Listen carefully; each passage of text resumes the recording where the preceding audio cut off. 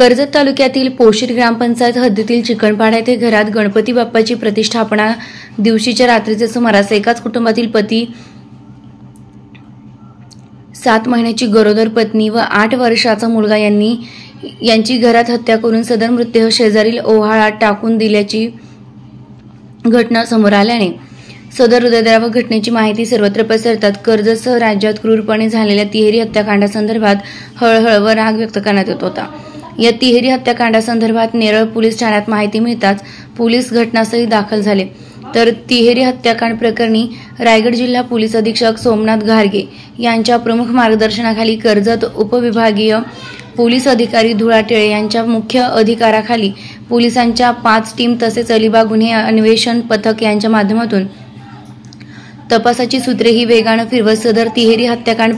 प्रकरणी मुख्य संशयित म्हणून मृत मदन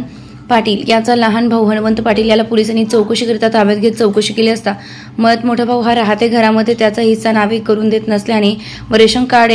नावे करून देत नसल्याने आमच्यात वाद होत असल्याने व काही वर्षापूर्वी याच कारणावरून भांडण झालं होतं। त्यावेळी त्यांनी पोलिसात तक्रार दिल्या होत्या। भविष्यात राहते घराचा हिस्सा नावे करून देणार नाही म्हणून त्यांना संपविण्याचा मनात निर्धार करून तो झोपेत असताना कुऱ्हाडीनं वार करून मेल्यानंतर घराच्या मागील बाज वाहणाऱ्या ओव्हाळ टाकला असल्याचं कबूल केले। तर सदर तिहेरी हत्याकांडातील आरोपी हनुमंत पाटील याला पोलिसांनी न्यायालयासमोर हजर केलं असता त्याला 7 दिवसाची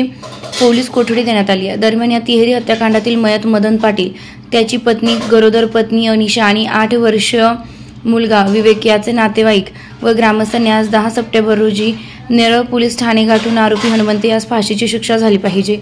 तसेच या गुन्ह्यात आणखी आरोपी आहे का याचा शोध घेऊन त्यांच्यावर सुद्धा कारवाई झाली पाहिजे अशी मागणी नेरळ पोलीस ठाण्याचे प्रभारी अधिकारी शिवाजी ढवळे यांच्याकडे निवेदन देत केली आहे। आदर्श